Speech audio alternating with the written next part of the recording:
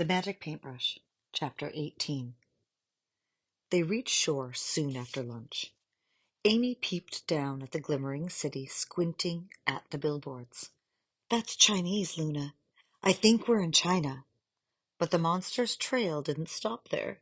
They chased it inland, past the silver skyscrapers, the satellite dishes, the TV towers. They glided over big cities, over mountains, over checkered green fields. "We're getting close," Luna said, hours later. Amy guided the Skylance lower, winding it between round-topped mountains that rose like sentinels girdled with mist. "The smell's getting stronger." A city sat nestled at the base of the mountains. Could Lau Lau be there? Was she all right? But it, too, passed them by. They were a few dozen miles beyond the city when Luna frowned and said, "We've gone past it." "Gone past it?" Amy looked out the window. "Should we go back to the city?" "No, not that much." There was nothing but trees and rock between them and the city, Amy thought. But she turned the Skylance around, and then again, when Luna said, "No, no, we've passed it again. Can you go lower?" They did this 3 more times, circling downward. Just as Amy prepared to make yet another turn, Luna cried, "Look, Amy, look!" She followed Luna's paw and glimpsed a black and brown speck in the dense forest. "It's there," Luna said. "That's where the smell's coming from." They drifted even lower, and the speck grew into a beautiful old house. Tiny black shingles covered the roof. The eaves swooped up at the corners. A garden grew in the center, overtaking what must have once been a beautiful courtyard, reminded Amy of the houses of her mom's favorite Chinese historical dramas. Amy landed the Skylance a little ways away, hiding it in the trees. Luna bounded out. Amy emerged more slowly, stretching her legs. Around them, twilight cast long shadows and stirred the forest. "What now?" Luna said. Amy tightened the straps of her book bag. She scrounged for her courage. "Now we rescue Lau Lau." The closer they got to the house, the more Amy realized how old it was. Dirt and moss stained the walls. Wind and water had worn much of the wooden detailing to nubbins. A shiny blue car was parked outside. It looked like it had taken a wrong turn from a different century. Someone had tried to renovate the place.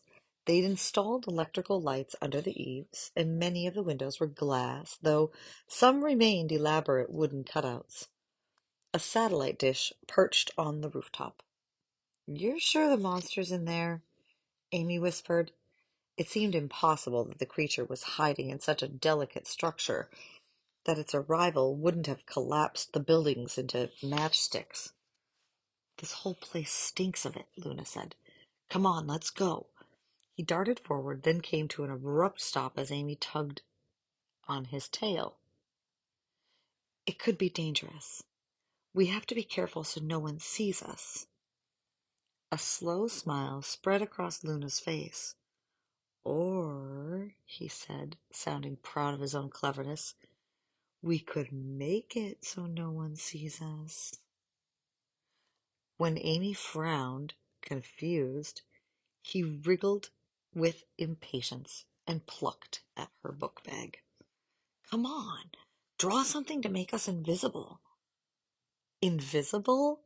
Amy couldn't help a prickle of interest. She opened the sketchbook and prepared a palette. "What makes you invisible?" "Could be anything," Luna said. "A button? A hat? A wand?" None of those suggestions felt right. Was there an old creation she could pull from, like she had with the Skylance? None that she remembered. She pondered invisibility trinkets from books and movies. There were a lot of invisibility cloaks, weren't there?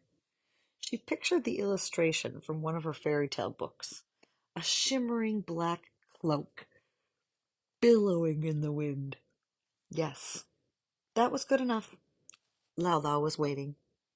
She dipped the brush in black paint, then swished it across her sketchbook. Invisible. She held the word in her mind. Invisible. Invisible.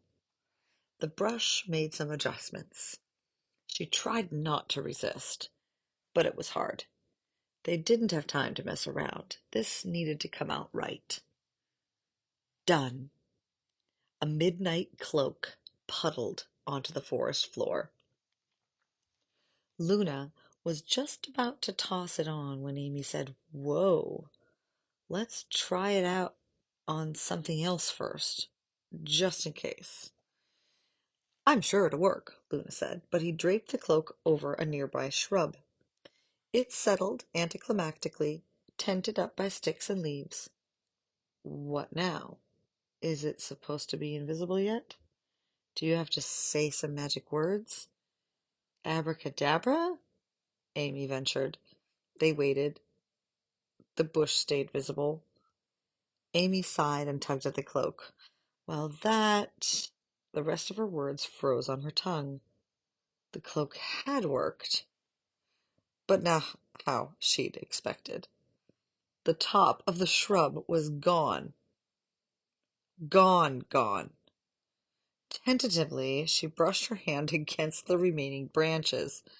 They were cut as neatly as if by a knife, exactly in the shape of the draped cloak. She swallowed. Luna had almost put the cloak on. It could be him missing pieces right now. Things had been so breathtaking and magical in the Skylands that she'd gotten lost in her imagination. She'd started thinking that anything was possible, that she was invincible. Now her feet were firmly back on the ground. "Amy?" Luna nibbled at her hair, tucking it behind her ears. "Are you going to try again?" "No." She wrapped the invisibility cloak into a ball and stuffed it into her bag. "No, I'm not.